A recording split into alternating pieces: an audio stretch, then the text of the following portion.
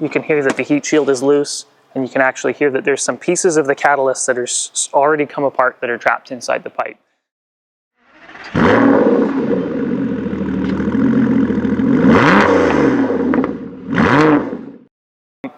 So Josh has been busy jigging away. We have our parts ready to go in this car, but I wanted to show you guys the OEM parts and talk a little bit about some of the challenges of building aftermarket stuff, and also even some of the challenges with the OEM. So this is an interesting part. All of the 3.8 liter McLarens have the same downpipes, the same cat section, and the 720 and 675 do as well. This is a 4 liter car, but it's kind of a hybrid of the two. So on the surface, it looks a lot like the 720 part, which also has the 4 liter, has these little brackets here, has this V-band on the other side, but it still uses this 3.5-inch Marmon flange, V-band flange on the front side, which makes sense because these are running a smaller turbo than the 720s, so these are probably the same turbos that are fitted to the 3.8 liter cars, and that's why they've kind of hybridized the two.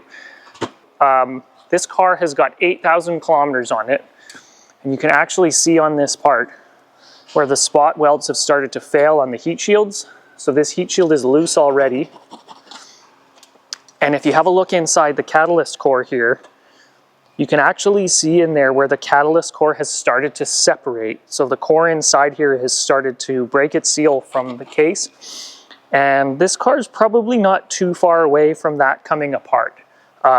Eventually, that core will come into pieces. Sometimes they can slip and block the pipe.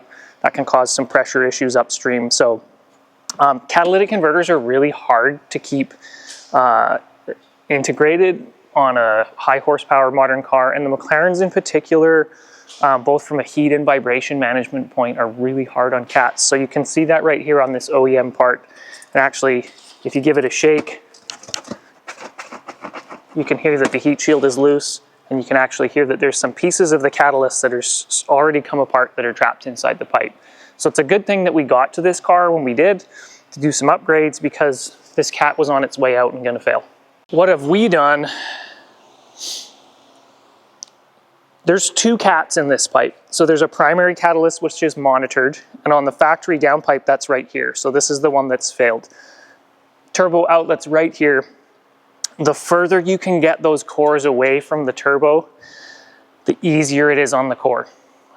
Further away from the heat source, it's just optimal. Even if you're just moving it another 12 inches away, we very rarely see the secondary cats fail on these OEM downpipes, but the primaries fail all the time. So what we've been able to do with this design is to keep the primary O2 location in the same place.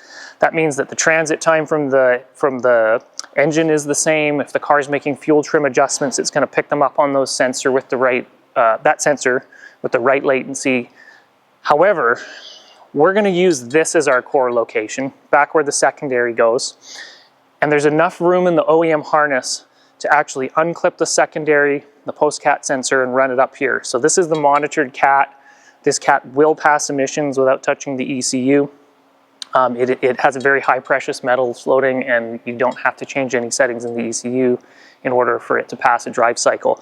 But by retaining this secondary location and moving it away from the turbos, this should really add some durability to this product in the long run, and help this cat stay together under these really extreme conditions. So we're going to give these to Mike and the boys. They're going to get them in the car. We're going to do a fire up and just check all of our clearances to some critical components for heat, and then we'll be able to get some sound clips for you. As we've gone through before, you went through with Stuart, these are not covered like the original ones.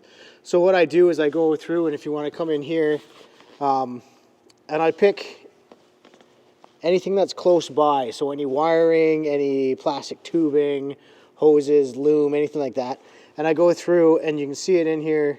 I cover it with a heat reflective tape. So this is the ones that we use.